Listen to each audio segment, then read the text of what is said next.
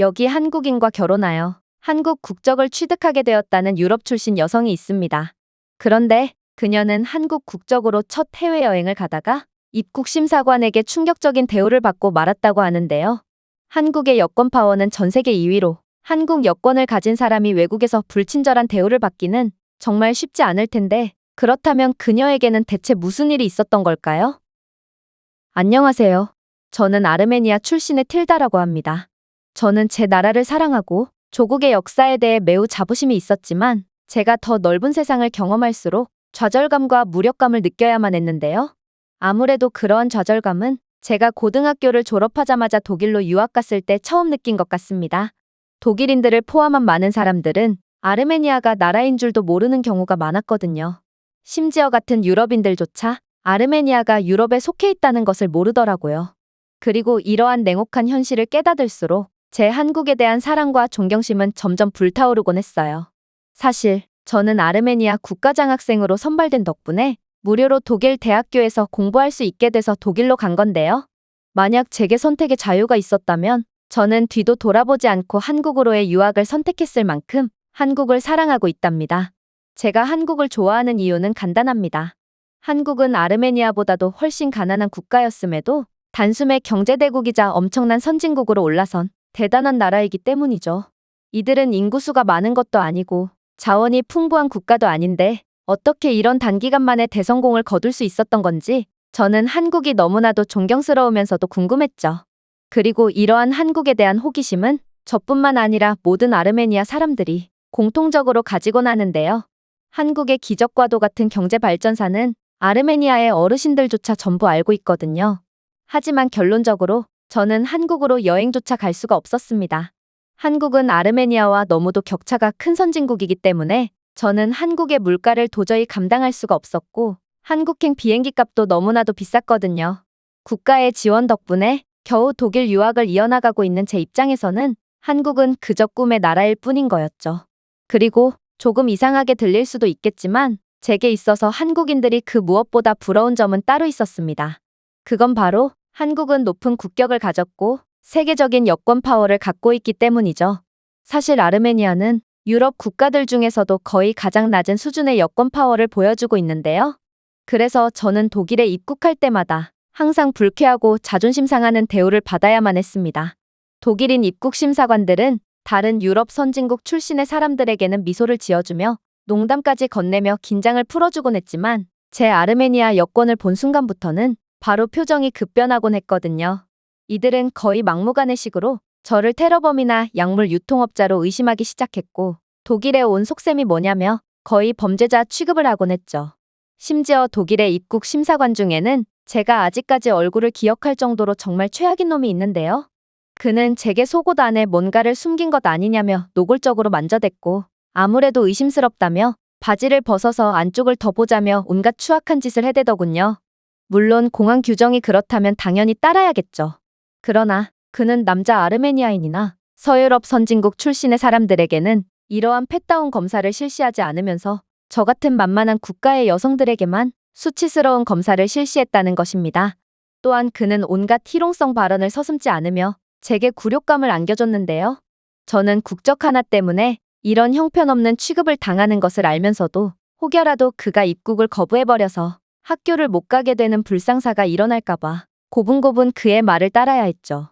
그러다 보니 저는 언제부턴가 공항에 대한 공포증까지 생겨버리고 말았습니다. 한국의 여권 파워는 손에 꼽히는 정도니까 한국인들은 웬만한 서유럽 선진국 사람들보다 훨씬 더 대우받으며 공항을 통과할 거라는 생각이 드니 저는 공항에서 빠져나갈 때마다 한국인에 대한 동경의 감정을 느끼곤 한 것입니다. 그러다 제게 한국을 간접 경험할 아주 좋은 기회가 찾아오게 되었습니다. 바로 대학교 수업에서 한국인 남자 조교인 성호 씨와 친해지게 되었거든요. 사실 저는 그와 친해지기 전에 성호 씨가 한국인이라는 사실도 전혀 눈치채지 못하고 있었는데요. 일단 그의 독일어 실력은 거의 원어민 수준으로 유창했고 키와 체격도 상당히 커서 도저히 동양인으로 보이지가 않았거든요. 한국인은 원래 키와 체격이 상당히 큰 것을 진작에 알고 있긴 했지만 이 정도로 클 줄은 정말 상상조차 못했던 것이죠. 그런데 더 놀라웠던 점은 따로 있었습니다. 바로 성호 씨의 나이가 40대였다는 건데 저와 나이가 비슷한 줄로만 알고 있던 그는 알고 보니 엄청난 동안이었던 것입니다.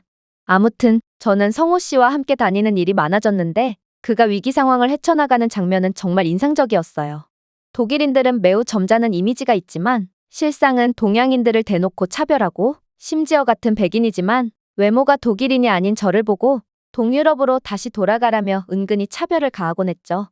그리고 웬만한 독일인들보다 키가 크고 독일어의 영어까지 수준급으로 구사하는 성호 씨였지만 역시나 종종 돌발 상황을 겪곤 했습니다.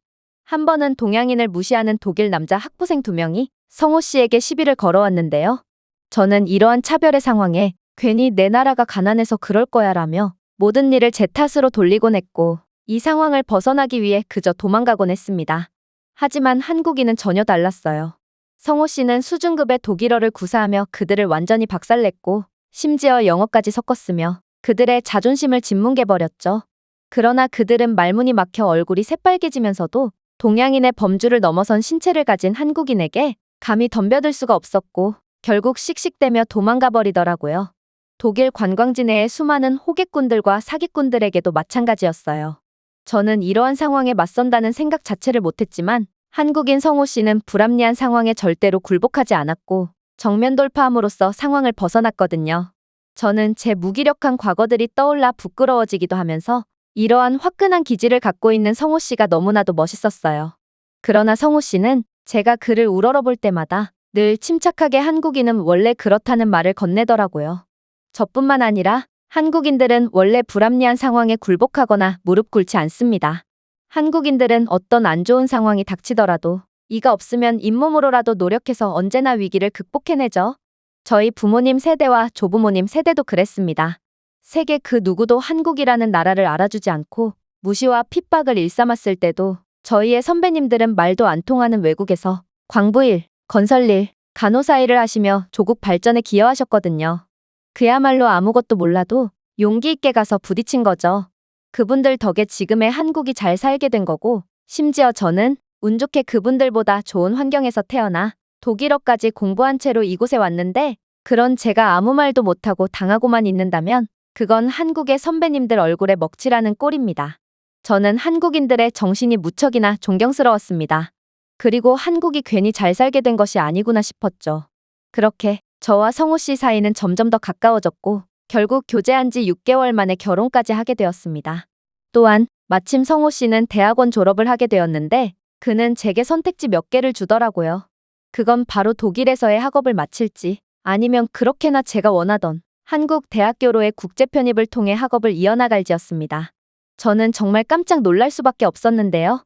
저는 성호 씨가 당연히 독일에서의 일자리를 구하기 위해 독일에서 공부를 하는 거라고 생각했거든요. 그러나 성호 씨는 제 의문에 콧방귀를 낄 뿐이었죠. 한국과 독일의 경제 수준 차이는 그렇게 유의미한 정도도 못 됩니다. 그리고 한국에 와보면 알겠지만 한국의 인프라 수준은 독일과는 비교조차 안 될 정도로 훌륭하죠.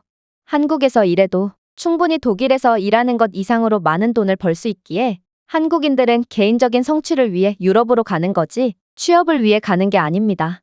그랬습니다.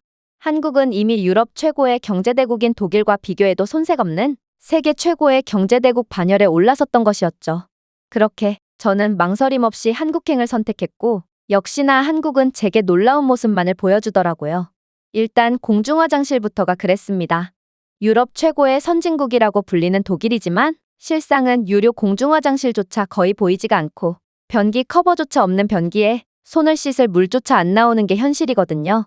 그러나 한국의 거리 곳곳에서 보이는 화장실은 전부 무료였을 뿐만 아니라 고성능 비데가 설치되어 있음에도 한국인들은 그러한 고가의 비데를 훔쳐가지도 않고 있더라고요. 심지어 한국에서는 화장실 어디든 뜨거운 물이 아낌없이 쏟아져 나오고 있었고 세면대에는 사람을 자동으로 감지하는 최첨단 센서까지 설치되어 있어서 손 하나 까딱하지 않고 물과 비누를 이용할 수 있었습니다. 저는 이러한 기본적인 인프라조차 수준급인 한국의 모습에 역시 선진국은 다르구나 싶어 혀를 내두를 수밖에 없었죠. 또한 한국의 아파트도 매우 놀라웠는데요. 아파트 내부에는 공원과 편의점, 그리고 헬스장과 독서실 등 각종 공용 편의시설들이 설치되어 있었고 심지어 수영장까지 무료로 이용할 수 있더라고요. 한국은 이러한 아파트라는 놀라운 아이디어를 통해 극도로 효율적으로 발전했다고 하는데 저는 선진국 중에서는 오직 한국에서만 볼 수 있는 형태의 건축물에 엄청난 인상을 받으면서 아파트 단지 반경을 벗어나지 않고 모든 것을 누릴 수 있는 한국의 천재적인 아파트 단지의 모습에 그저 감탄만 나올 뿐이었습니다. 그렇게 저는 사소한 것 하나하나 마저 완벽한 한국에서 꿈에 그리던 한국 대학교 생활을 마칠 수 있었습니다. 마지막 학기에는 아들을 임신하게 되어서 꽤 힘든 학교 생활을 하게 되었지만 그래도 남편과 한국인들이 많이 도와준 덕분에 그렇게나 꿈꿔왔던 한국 대학교를 무사히 졸업할 수 있었죠. 그리고 몇 년 후 저는 한국 국적까지 취득할 수 있었습니다.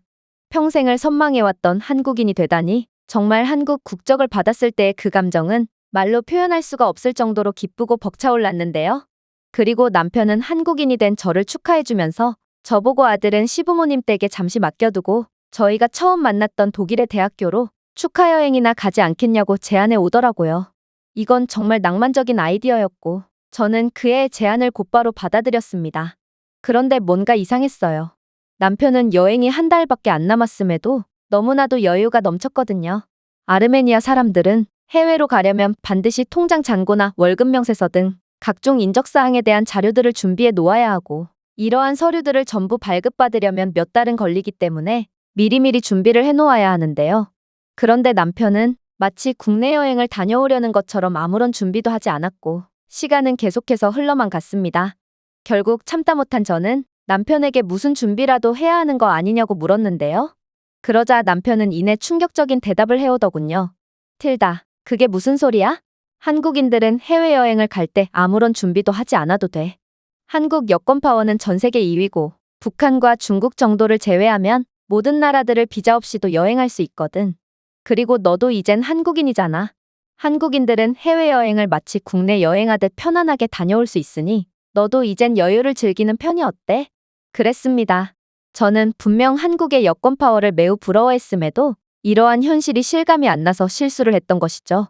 그렇게 저는 설렘 반 긴장 반으로 아무런 준비 없이 독일로 가는 비행기에 올랐고 이내 무사히 독일에 도착할 수 있었습니다. 하지만 독일의 입국 심사관을 만났을 때 저는 심장이 철렁이며 엄청난 두려움을 느끼게 됩니다.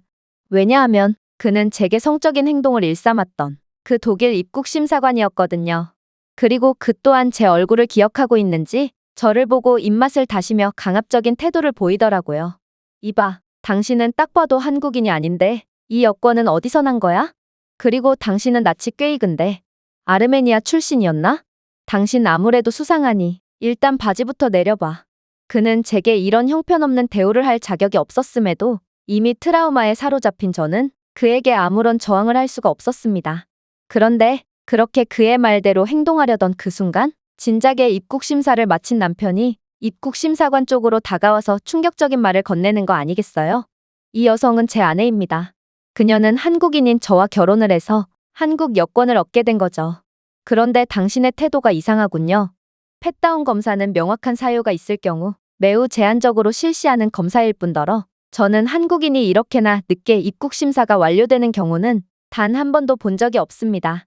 이건 명백한 차별행위고 당신의 불친절에 대해 한국 대사관과 독일 공항 측에 정식으로 항의하겠습니다.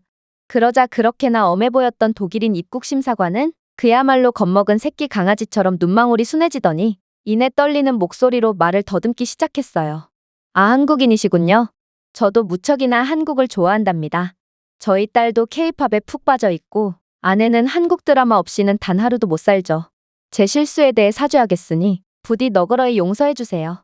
맙소사, 딸까지 있는 사람이 그런 무지막지한 검사를 실시했다니 저는 이런 짐승 같은 인간에게 학을 떼고 말았습니다. 그리고 한국 대사관 소리에 겁에 질려 눈에 눈물까지 고인 그를 보니 뭔가 불쌍하다는 생각이 들면서 한국이 다시금 자랑스러워지기도 했죠. 아르메니아 대사관이라고 말하면 콧방귀도 안 낄 콧대 높은 독일 심사관이 한국이라는 말 한마디에 눈물까지 고이며 온몸을 벌벌 떨다니 도대체 한국의 국격이 얼마나 높으면 이런 진풍경까지 연출되나 싶었습니다. 만약 제가 한국인이 아니었다면 그에게 꼼짝없이 당했을 거라는 생각을 하니 제 새로운 조국인 한국에 매우 감사한 감정도 느꼈죠. 하지만 더 놀라운 점은 따로 있었습니다. 저희가 몇 년 전에 독일에서 학업을 이어나가던 그때와는 비교조차 안 될 정도로 현재 독일에서의 한국에 대한 인기는 정말 상상을 초월할 정도로 대단했거든요. 독일 거리 어디를 가더라도 한국 노래가 들려왔고 한국 관련 행사에는 독일인들과 유럽인들이 바글바글했죠. 한국은 어떻게 경제 수준뿐만 아니라 문화적인 경쟁력도 이렇게나 빠르게 갖출 수가 있는 건지 저는 이런 훌륭한 나라의 일원이 된 것에 대해 엄청난 자부심이 들기 시작했습니다. 또한 독일인들은 한국어로 대화를 주고받는 저희 부부의 모습을 지켜보고 한국인이냐면서 한국어 인사를 건넨다거나 함께 사진을 찍자는 사람들은 너무나도 많아서 일일이 셀 수도 없을 정도였죠. 심지어 저희는 한국인이라는 이유 하나만으로 음식점에서도 종종 서비스 음료나 음식을 받곤 했는데요. 불과 몇 년 전만 해도 되려 저희에게는 음식을 안 팔겠다며 차별을 일삼던 이들이 어떻게 이렇게 완전히 변해버린 건지 저는 이러한 믿기지 않는 상황에 어리둥절할 뿐이었습니다. 아무래도 문화의 힘은 제가 생각했던 것 그 이상으로 강력한 모양이었죠. 저는 매번 차별만을 당했던 이 나라에서 이제는 거의 연예인 취급을 받으며 즐거운 여행을 즐길 수 있었고 한국 덕분에 제 마음속 깊은 곳에 자리 잡았던 트라우마까지 전부 극복할 수 있었습니다. 어떻게 국적 하나만 바뀌었을 뿐인데 이 정도로 달라진 대우만을 받을 수 있을까? 저는 저를 인정받는 사람으로 만들어준 한국에 엄청난 감사함이 들었고 자랑스러운 이 나라를 더욱 자랑스럽게 만들도록 노력해야겠다고 생각했습니다. 제가 준비해온 내용은 여기까지입니다. 끝까지 시청해주셔서 진심으로 감사드리며 여러분들의 구독과 좋아요, 알림 설정은 영상 제작에 큰 힘이 됩니다. 이상 세모튜브였습니다.